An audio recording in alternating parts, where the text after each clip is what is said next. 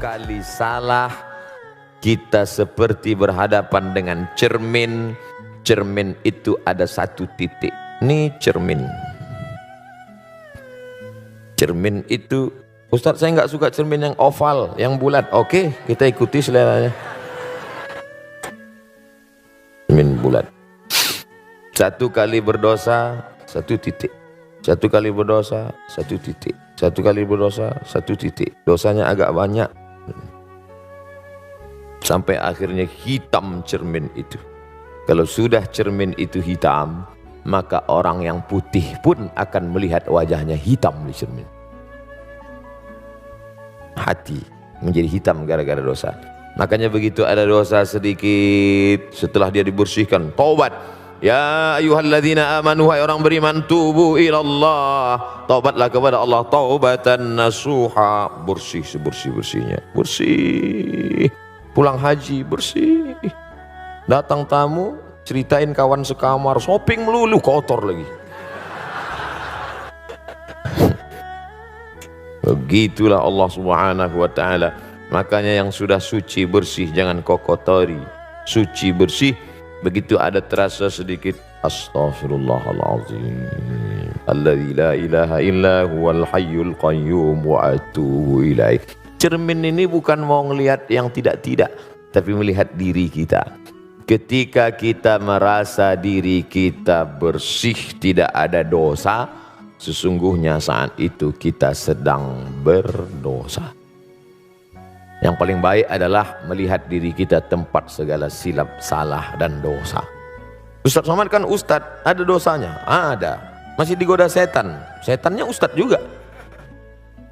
Oleh sebab itu maka senantiasa merasa ini, diri ini banyak silap, banyak salah, banyak dosa. Fisik, psikis. Tapi Allah Maha baik, maka dia buatkan obatnya. Aflaha, beruntung yang sudah membersihkan dari segala penyakit ini. Lalu kemudian yang kotor-kotor tadi dibersihkan. Maka dibersihkanlah dia dengan cara orang yang takabur, sombong. Apa obatnya? Tawadhu. Takbur, tawadhu. Orang yang riya, memperlihatkan amalnya, apa obatnya? Ikhlas. Orang yang berkeluh kesah dengan segala macam ujian hidupnya, apa obatnya? Ridha.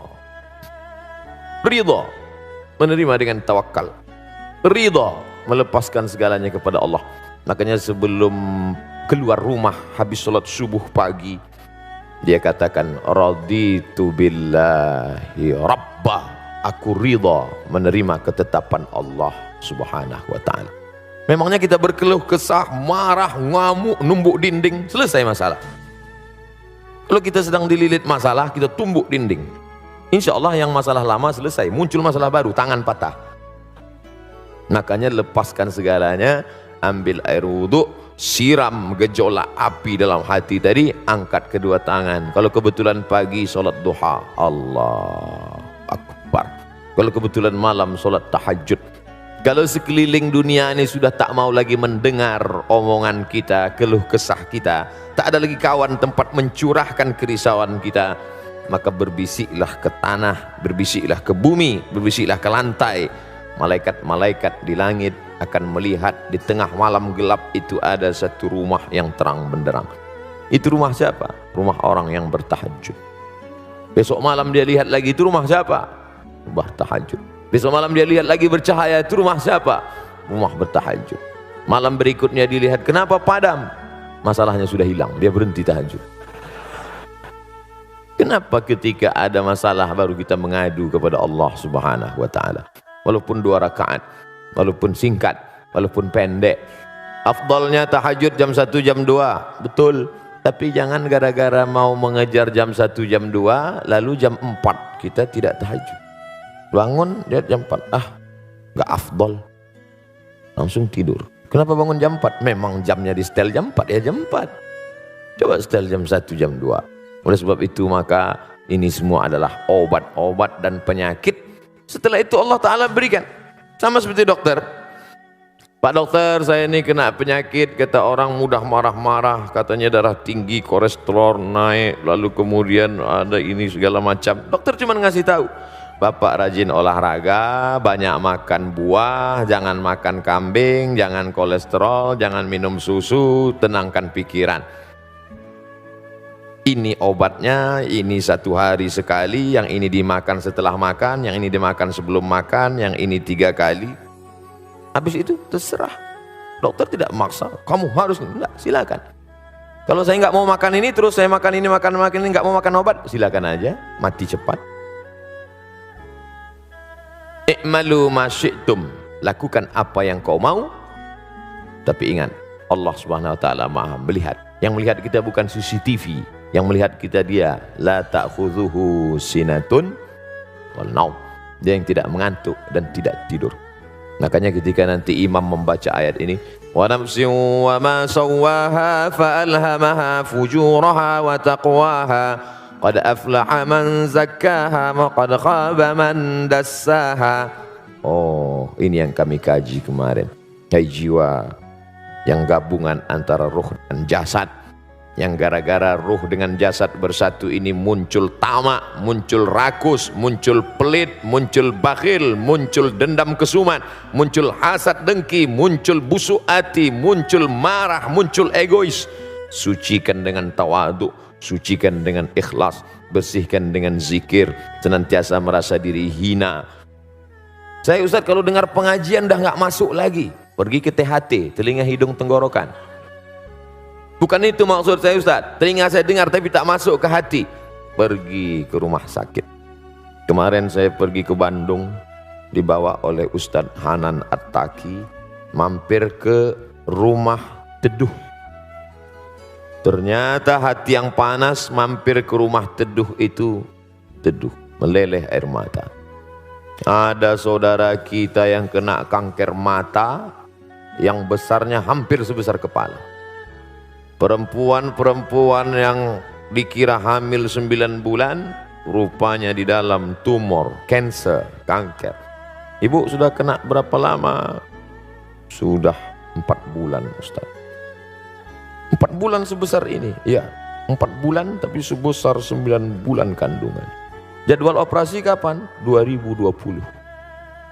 Bayangkan itu. Napas sudah sesak sampai. Di sana baru terasa, oh hebat Ustadz Hanan. Dia bawa saya jalan-jalan, bukan ke bukit, bukan ke gunung, bukan ke pantai. Dia bawa jalan-jalan. Melihat itu semua, Allah sedang negur, Abdul Somad, beban yang kau rasakan sekarang ini belum ada apa-apanya dibandingkan mereka. Nafasmu masih lapang, pandanganmu masih jelas. Tapi saudara, mandi ke pantai, tiba-tiba ada luka sedikit di garu, hanya 9 bulan tiba-tiba kanker kulit dari atas sampai ke bawah. Anak muda umur 23 tahun. Ya Allah. Sampai di sana saya diminta menyampaikan tausiah kepada Al-Mukarram bersama tausiah. Baru megang mic sudah. Mana suara menggelegar tablik akbar? Hilang. Jadi untuk merontokkan sifat-sifat yang jelek baik fisik psikis ini, tak selamanya pengajian, tak selamanya ceramah. Tapi yang gara-gara ini nanti jadi sunyi pengajian. Kemana semua? Kenapa kalian nggak ada? Tak selamanya pengajian itu. Kita harus selalu lihat orang sakit. Betul. Tidak ada orang menasihati saya. Tak ada ustadz menggurui menasihati saya. Dari mana ustadz mengambil nasihat pelajaran? Dengan pergi. Pergi ke panti jompo. Kita lihat kulitnya yang keriput, rapuh. Ustadz ini tidak bisa lagi dimasukkan jarum suntik. Kenapa? Usia sudah 95 tahun, sudah seperti tisu, sobek, lapuk. Kayak Abdul Somad, 40 tahun lagi kulitmu juga akan seperti ini, menggigil, tak dapat tegak. Masih syukur ada yang menyuapi, masih syukur masih ada orang baik.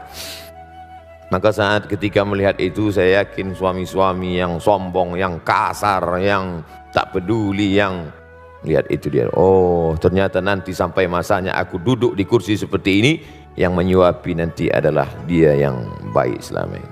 Nah, ibu pun kasih tahu juga, mas kalau macam-macam nanti gini-gini. Jadi tidak selamanya nasihat. Ada nasihat lewat mata lebih masuk ke dalam hati kita. Makanya ada ungkapan lisanul hal, perbuatan, action afsah min lisanil maqal, lebih menyentuh ke dalam hati. Ketika meninggal almarhumah emak saya, lalu pas mengkebumikan mereka tanya, siapa yang masuk ke dalam? Otomatis anak saya dan adik saya masuk dengan Ustadz Zulfadli, sahabat, bertiga kami masuk. Sepupu ada 2 orang masuk ke dalam. Saya bagian kepala, saya yang meletakkan ke dalam. Sunnah untuk menempelkan hidung, kain dibuka, hidung ini sunnah ditempelkan ke tanah. Buka penutup wajah, buka ikatan, tempelkan hidung ke tanah. Saat saya menempelkan itulah rasanya tak ada harga dunia, hilang semuanya. Kau pun akan begini juga nanti Abdul Somad. Anakmu yang akan memegang kepalamu, dimiringkannya ke kanan ke arah kiblat, ditempelkannya hidungmu ke dinding. Tak ada jarak lagi. Sekaya-kaya orang belum pernah saya melihat dipasang keramik di bawah. Nanti kalau saya mati posong keramik, posong marmer supaya hidung jangan mencium tanah. Enggak, tetap ikut sunnah, diciumkan hidung ke tanah, menghadap ke arah kiblat, miring. Apa yang dibawa menghadap Allah SWT. Insya Allah itu mengikis hasad, mengikis dengki, mengikis angkuh, mengikis sombong. Kalau terasa iman sudah agak kurang, low down, ngaji lagi.